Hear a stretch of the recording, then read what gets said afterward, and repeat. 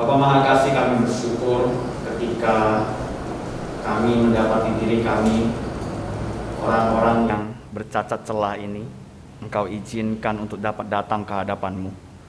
Terima kasih karena Engkau telah memimpin setiap kami, bahkan memberikan satu janji kepada setiap kami bahwa kami tidak akan pernah sendiri. Kami mungkin menghadapi hal-hal yang berat, kami mungkin menghadapi hal-hal yang sulit dalam kehidupan kami. Namun Engkau menjanjikan bahwa di tengah-tengah semua situasi yang ada, Engkau ada bersama-sama dengan kami. Dan janji-Mu itulah yang kami pegang dalam hidup kami. Saat ini kami datang memohon merendahkan hati kami kepada Engkau, agar setiap kami dapat merenungkan bagian daripada firman-Mu dengan terang daripada Roh-Mu yang kudus. Urapi setiap kami, hamba-Mu, setiap kami yang ada di tempat ini, maupun setiap kami yang ada di tempat kami masing-masing, semuanya Engkau urapi, sehingga kami dapat benar-benar merenungkan firman-Mu dengan urapan daripada Roh Kudus. Hanya dalam nama Tuhan Yesus Kristus, Tuhan yang telah membuat kami untuk dapat mengerti dan juga melakukan kehendak firman Tuhan. Kami berdoa. Amin. Jemaat dipersilakan duduk kembali.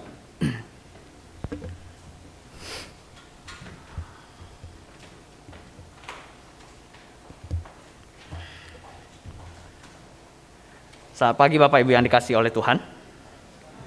Mari kita membaca satu bagian daripada firman Tuhan yang terambil dari 2 Tawarikh pasalnya yang ke-11 pasalnya yang ke-7 ayatnya yang ke-11 hingga yang ke-22. 2 Tawarikh 7 ayatnya yang 11 hingga yang ke-22. Saya hanya akan membacakan ayatnya yang ke-14. 2 Tawarikh 7 pasalnya yang ke-7 ayatnya yang ke-11 hingga yang ke-22. Saya akan membacakan ayat yang ke-14. Dan umatku yang atasnya namaku disebut, merendahkan diri, berdoa dan mencari wajahku, lalu berbalik dari jalan-jalannya yang jahat, maka aku akan mendengar dari sorga dan mengampuni dosa mereka, serta memulihkan negeri mereka. Bapak Ibu yang dikasihi oleh Tuhan, ketika tahun lalu pandemik mulai menggerogoti, pandemik COVID-19 mulai menggerogoti mental manusia di bumi ini, banyak orang mengalami satu simptom yang saya sebut dengan mendadak religius. Satu gejala yang tiba-tiba muncul di tengah-tengah dunia ini, yaitu mendadak religius. Mengapa saya mengatakan mendadak religius? Mengapa saya memberikan nama mendadak religius? Sederhana. Karena tiba-tiba banyak terjadi gerakan-gerakan yang tampaknya religius, tapi sebenarnya di balik semua itu adalah keegoisan daripada manusia.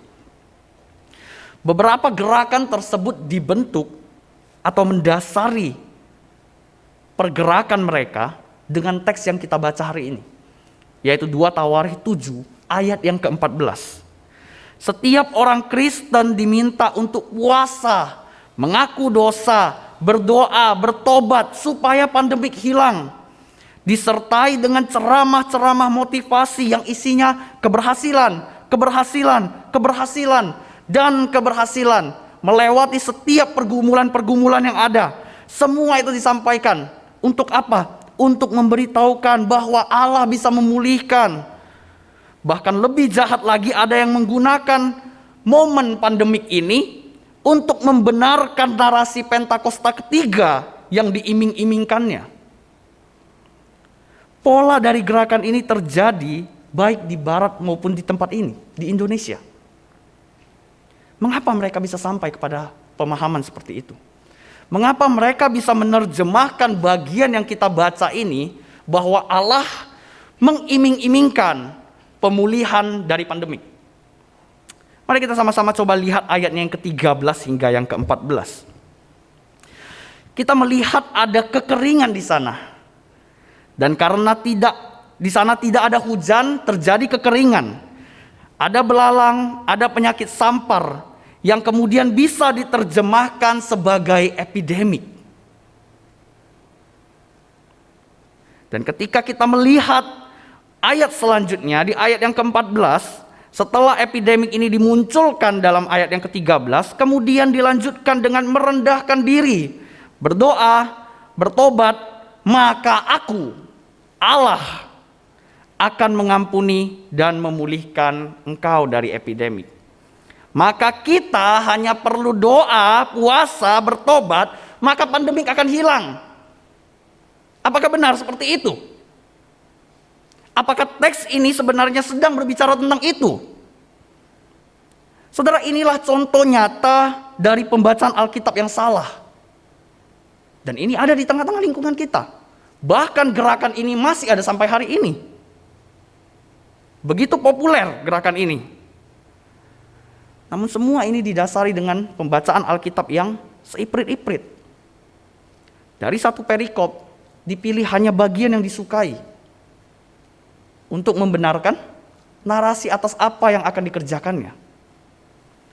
Saudara, Rabu yang lalu kita telah belajar bahwa ketika kita membaca satu bagian firman Tuhan, kita tidak boleh melupakan konteks yang ada di dalam bagian itu. Konteks merupakan hal yang sangat penting untuk diketahui agar kita dapat belajar dari kebenaran firman Tuhan. Bukan dari tulisan-tulisan yang ada di Alkitab dan kita menerjemahkannya sesuai dengan keinginan kita, bukan. Maka kita harus tahu pada perikop ini apa sebenarnya yang sedang terjadi.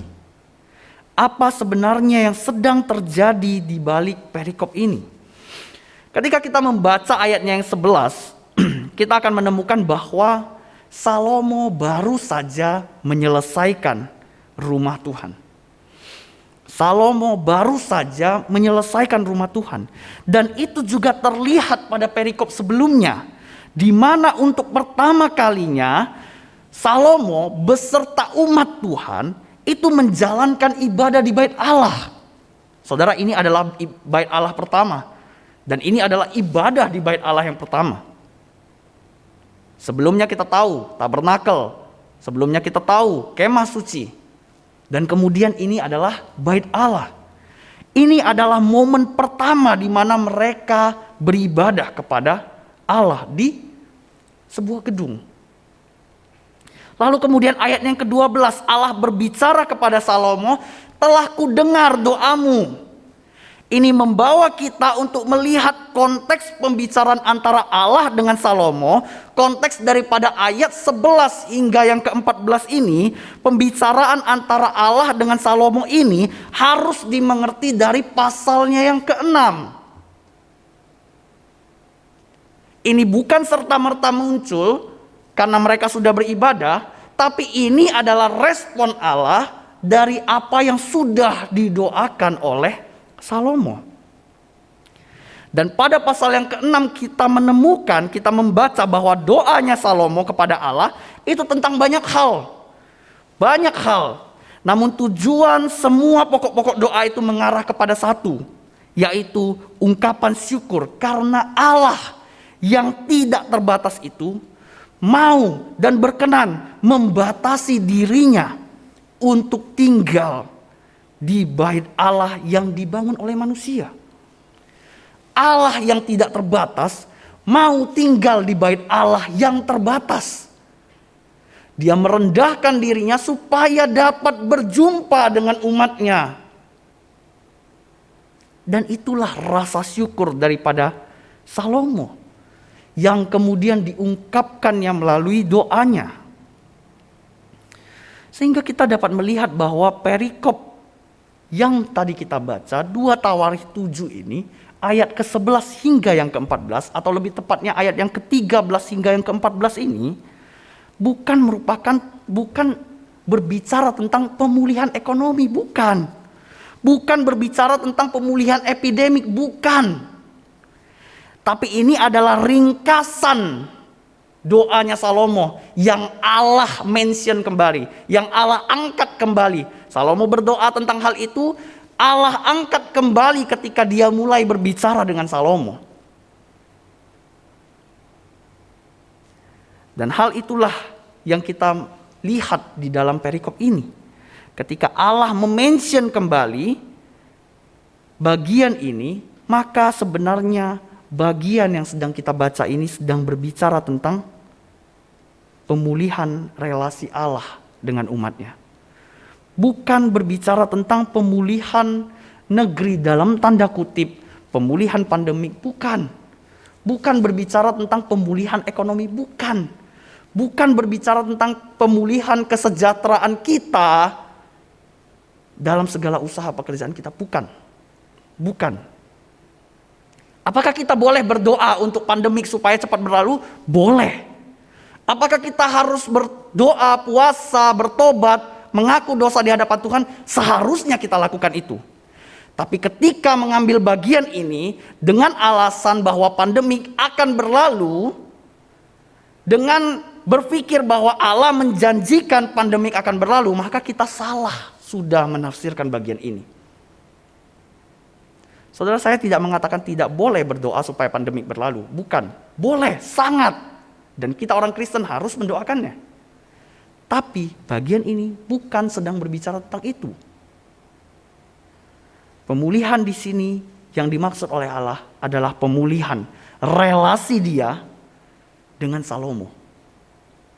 Setelah kita pahami bahwa ayat yang ke-13 dan ke-14 ini merupakan rangkuman doa yang Salomo sudah sampaikan, maka kita bisa pahami sisa daripada perikop ini adalah tentang bentuk apa yang akan dihadapi oleh umat pilihan Allah. Apa yang akan umat Allah dapatkan melalui pemulihan relasi yang Allah kerjakan ini. Maka dalam terang itu kita bisa melihat ayatnya yang ke-15 hingga yang seterusnya. Hal pertama yang kita dapatkan melalui pemulihan ini, Allah katakan adalah kesempatan untuk bertemu dan berada dalam pemeliharaannya.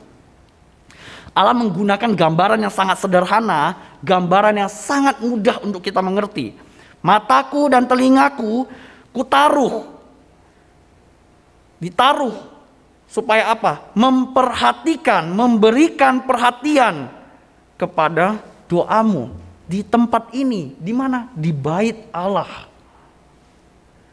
Ia menjanjikan bahwa dirinya akan memperhatikan kehidupan umatnya. Dan bukan hanya saat itu, tapi Allah katakan ia akan memperhatikan umatnya untuk selama-lamanya dan untuk sepanjang masa. Artinya ketika relasi Allah dengan umatnya dipulihkan, maka setiap umat Allah memiliki kesempatan yang sama untuk berada dalam pemeliharaan Allah. Pemeliharaan Allah yang pasti dan kekal itu akan didapatkan, akan diperoleh bagi setiap umatnya yang relasinya sudah pulih dengan Allah. Tidak peduli apa masa lalumu, tidak peduli siapa kamu di masa lalu, apa dosa dan seburuk apa dosa yang engkau lakukan di masa lalu. Ketika engkau bertobat dan relasi dengan Allah dipulihkan, maka janji penyertaan, janji pemeliharaan Allah yang tidak bersyarat itu akan diberikannya kepada engkau. Akan diberikannya kepada kita. Maka pemulihan itulah hal yang pertama yang kita dapat pelajari, bahwa pemulihan relasi memberikan kita kesempatan untuk menerima kasih yang tak bersyarat dari Allah. Pemulihan relasi memberikan kita kesempatan untuk menerima kasih yang tak bersyarat dari Allah. Tapi Bapak Ibu yang dikasihi oleh Tuhan, bagian firman Tuhan ini tidak berhenti sampai di sini. Ada poin keduanya. Ayat ke-17 hingga yang ke-20. Mengenai engkau, umatku, mengenai engkau manusia, jika engkau hidup menurut segala perintahku, maka engkau akan terus hidup dalam kasih itu. Sementara jika engkau berpaling dariku, maka engkau tidak akan berada dalam kasih itu. Jadi pertanyaannya, sebenarnya kasih Allah itu unconditional atau conditional? Kasih Allah itu tidak bersyarat apa bersyarat? Saudara, jawabannya adalah dua-duanya. Kasih Allah itu unconditional dan conditional. Unconditional ketika Dia memberikannya kepada kita. Ketika Dia memberikannya kepada manusia. Tapi conditional ketika kita bersyarat, ketika kita hendak menerima dan menikmati kasih itu. Saya berikan contoh yang sederhana. Walaupun contoh ini tidak sempurna. Satu hari gereja hendak memberikan makanan kepada masyarakat di sebuah desa. Di satu desa. Dan desa tersebut ada orang-orang Kristen, ada orang-orang yang juga non-Kristen. Ada orang-orang yang mengambil makanan tersebut dan memakannya. Di antara yang non-Kristen ada yang mengambilnya dan kemudian memakannya. Namun di antaranya juga ada yang tidak mengambilnya atau bahkan membuang daripada makanan yang telah diberikan itu. Orang yang mengambil makanan ini bisa jadi karena dia kelaparan. Dia lapar, dia butuh, maka dia ambil makanan itu. Bisa jadi karena dia lapar atau dia butuh. Tapi bisa jadi juga karena dia percaya bahwa orang yang memberikannya itu tidak mungkin bermaksud jahat. Dia percaya bahwa gereja yang memberikannya itu tidak mungkin bermaksud jahat kepadanya. Sementara di sisi lain, orang yang tidak mengambil atau membuangnya bisa jadi karena memang mereka merasa gak butuh. Mereka merasa gak perlu. Mereka cukup. Jadi mereka tidak butuh makanan yang diberikan itu. Atau bisa jadi karena mereka tidak percaya kepada orang-orang yang memberikannya. Dia tidak percaya bahwa orang-orang yang memberikannya ini tulus memberikannya. Tidak percaya bahwa apa yang diberikan itu benar-benar adalah makanan yang cocok buat dia. Atau makanan yang baik untuk dia. Bisa jadi ada racun di dalamnya. Atau bisa jadi makanan ini haram menurutnya. Atau bisa jadi juga karena ini mungkin karena ini orang Kristen, pasti ini upaya kristenisasi. Atau bisa jadi karena dia Kristen dan saya bukan, saya tidak mau menerimanya. Banyak faktor diantaranya. Namun dibalik semua faktor itu adalah ketidakpercayaan. Saudara yang dikasihi Tuhan, yang memberikan, pribadi yang memberikan atau orang yang memberikan, itu memberikannya kepada semua orang tanpa syarat. Tanpa embel-embel, kamu harus menerima Kristus baru kamu makan. Tanpa syarat. Dia memberikannya tanpa syarat. Tapi di sisi lain, di pihak lain, itu mampu menerima yang tidak bersyarat itu ketika dia berhasil memenuhi syarat yang ada. Yaitu apa? Percaya. Percaya kepada orang itu. Percaya kepada pribadi yang memberikannya itu. Percaya bahwa orang yang memberikannya itu tidak bermaksud jahat. Perlu ada kepercayaan. Sama halnya pengorbanan yang Yesus Kristus lakukan. Yesus Kristus memberikan keselamatan bagi semua orang tanpa syarat. Tanpa syarat. Semua orang, semua manusia tanpa syarat. Dia bukan memberikannya kepada hanya 12 orang murid, bukan. Karena kita tahu bahwa orang yang pada saat itu, mereka yang pada saat itu, orang-orang yang percaya kepadanya. Sementara yang lain tidak percaya kepadanya, bukan? Kita belum lahir, gimana mau percaya? Tapi dia memberikannya itu semua tanpa syarat. Namun di sisi lain, untuk dapat menerima pengorbanan Kristus yang tanpa syarat itu, merasakan keselamatan yang tanpa syarat itu, ada syaratnya, yaitu percaya kepadanya. Kita perlu percaya kepada pribadi yang menyelamatkan itu. Itulah yang juga ditekankan pada perikop yang kita baca. Memang pemulihan relasi memberikan kita kesempatan untuk dapat menikmati kasih-Nya. Tapi kita Tapi kalau kita memang tidak mau menerimanya, tidak percaya kepadanya, memilih beroposisi dengan Allah, bagaimana mungkin kita bisa menikmatinya? Maka poin yang kedua ini mengajarkan kepada kita bahwa pemulihan relasi memberikan kita kepastian bagaimana caranya kita dapat menikmati anugerah. Pemulihan relasi memberikan kita kepastian bagaimana caranya kita dapat atau tidak dapat menikmati anugerahnya. Saudara yang dikasihi Tuhan, jangan berpikir ini adalah sesuatu hal yang baru. Enggak. Ini bukan hal yang baru. Ini telah berulang-ulang kali Allah sampaikan sejak zaman nenek moyangnya manusia. Bahkan Salomo sendiri tahu, ketika kita membaca doanya di pasal yang ke-6, dia tahu dan mengucapkan dalam doanya di pasal yang ke-6. Dia tahu bahwa pemulihan relasi ini, pemulihan relasi yang Allah berikan ini dapat dirasakan ketika, dapat dinikmati ketika syaratnya dipenuhi.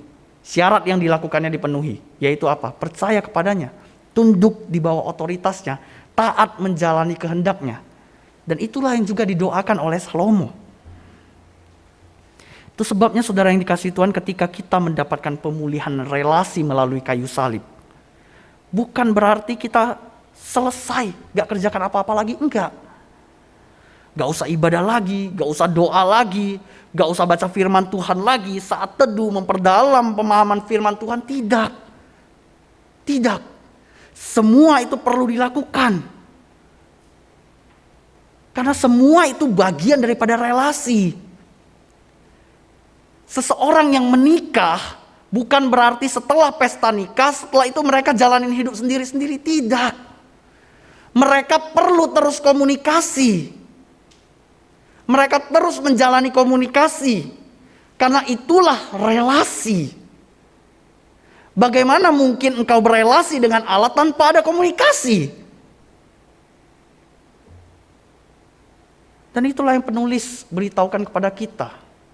Bahwa pemulihan relasi tidak semata-mata memberikan kita kemampuan untuk dapat merasakannya.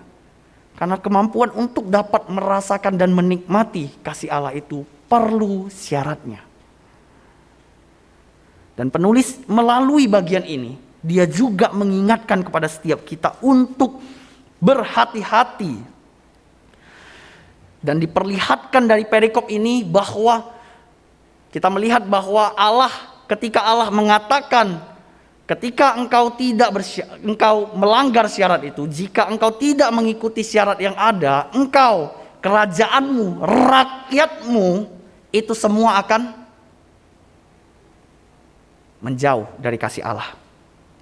Dan kita juga bisa melihat bagian itu di perikop selanjutnya, di mana Salomo menerima istrinya, anak dari Firaun, orang yang bukan percaya. Dan kemudian dia perlahan-lahan mengkompromi relasinya dengan Allah. Mari kita sama-sama lihat ayat pasalnya yang ke-7. Ayatnya yang ke-11.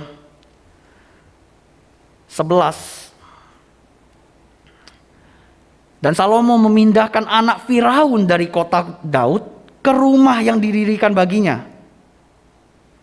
Karena katanya, tidak boleh seorang istriku tinggal dalam istana Daud, Raja Israel, karena tempat-tempat yang telah dimasuki tabut Tuhan adalah kudus. Bagian setelahnya, lalu Salomo mempersembahkan korban bakaran bagi Tuhan di mezbah Tuhan yang didirikannya di depan balai suci. Bagian selanjutnya, sesuai dengan apa yang menurut perintah Musa ditetapkan sebagai korban untuk setiap hari, yakni hari-hari Sabat pada bulan-bulan baru dan 3 kali setahun pada hari-hari raya. Bapak Ibu yang dikasihi Tuhan, dia seharusnya tinggal di istana. Perikop yang kita baca dan perikop yang sebelumnya itu memperlihatkan bahwa dia tinggal di istana yang dimana akses dia untuk dapat datang ke bait suci sangat dekat, sangat instan. Tapi ketika dia memilih istri, atau menerima istri yang bukan beriman, dan kemudian dia mengikuti, perlahan-lahan mengkompromikan yang seharusnya dia kerjakan, di mana dia tiap hari bertemu dengan Allah, dia kompromi jadi apa? Datang hanya di hari-hari besar. Dari yang tadinya tinggal berdekatan dengan rumah Allah, dia tinggal berjauhan dari Allah bersama dengan istri-istrinya dan gundik-gundiknya yang tidak percaya kepada Allah. Disitulah awal mula kejatuhannya. Setelah itu kita tahu bahwa dia membangun patung-patung, bait-bait, mesbah-mesbah, kuil-kuil bagi berhala. Penulis ingatkan bagian ini. Penulis ingatkan. Karena dia jatuh ke dalam pembuatan patung-patung dan kuil-kuil berhala. Pemulihan relasi yang Allah kerjakan memberikan kita kesempatan untuk menerima kasih-Nya. Dan pada saat yang bersamaan memberikan kita jaminan bagaimana kita dapat menikmati kasih daripada Allah itu. Namun ketika Allah menyampaikan semua ini, Dia memperingatkan kita, hati-hati. Hati-hati. Karena bisa saja kita sebenarnya sedang berkompromi dengan Allah. Saudara yang dikasih oleh Tuhan, kemarin kami pemuda membahas satu isu yang sebenarnya beberapa waktu ke depan juga kami akan membahas satu isu di mana membahas tentang 7 dosa maut dan 7 kebajikan untuk melawannya. Kemarin kami membahas tentang kekudusan. Saudara yang dikasih Tuhan, bagaimana sebenarnya seseorang harus hidup kudus kalau dia tidak memiliki relasi dengan yang kudus? Ketika kemarin disampaikan tahap-tahap yang ada, dimulai dengan apa? Pemulihan relasi antara Allah dengan manusia, mengaku dosa dengan sungguh-sungguh. Itu adalah pemulihan relasi. Setelah pemulihan relasi itu apa? Berelasi dengan Allah. Setelah pemulihan relasi, sudah baikan, kita yang tadinya adalah musuhan, sekarang sudah baikan, bukan berarti diam-diaman. Itu belum baikan. Orang yang baikan dari musuhan, baru benar-benar baikan ketika dia berelasi. Sama halnya ketika kita dengan Allah. Ketika memang kita sudah dipulihkan dari dosa, maka itu membawa kita seharusnya kepada berelasi dengan Allah. Bagian ini memperingatkan kita untuk berhati-hati. Karena bisa saja kita sebenarnya sedang beroposisi dengan Allah.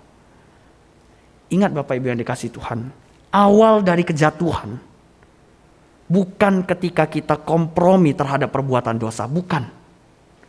Awal dari kejatuhan kita, awal dari kejatuhan manusia adalah ketika kita berkompromi untuk tidak melakukan kehendak Allah.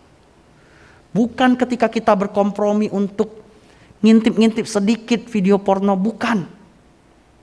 Bukan ketika kita kompromi sedikit tentang keuangan di dalam pekerjaan kita, bukan. Tapi ketika kita tidak melakukan kehendak Allah, kita kompromi dengan kebenaran Allah, disitulah awal kejatuhan kita. Disitulah kita perlahan-lahan akan jatuh ke dalam dosa.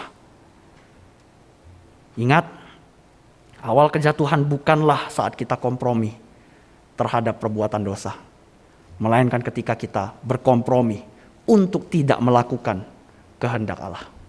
Mari kita bersatu dalam doa. Bapa Maha Kasih, kami datang ke hadapan-Mu.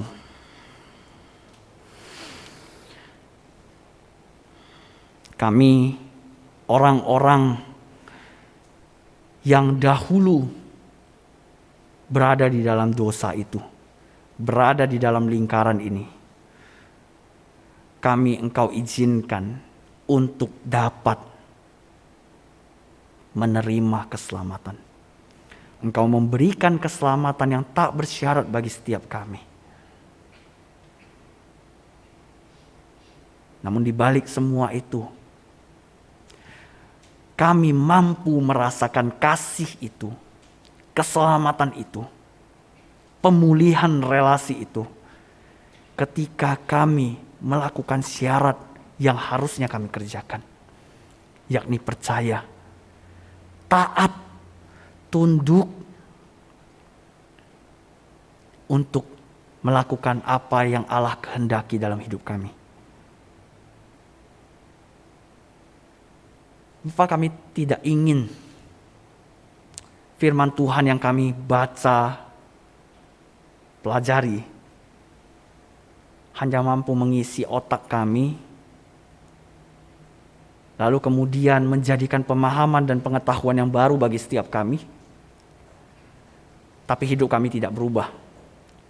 Malah sebaliknya, pemahaman yang kami dapati, pengetahuan yang kami peroleh, malah kami jadikan sebagai sarana kami untuk dapat berkompromi di dalam kehidupan kami sebagai umat-Mu.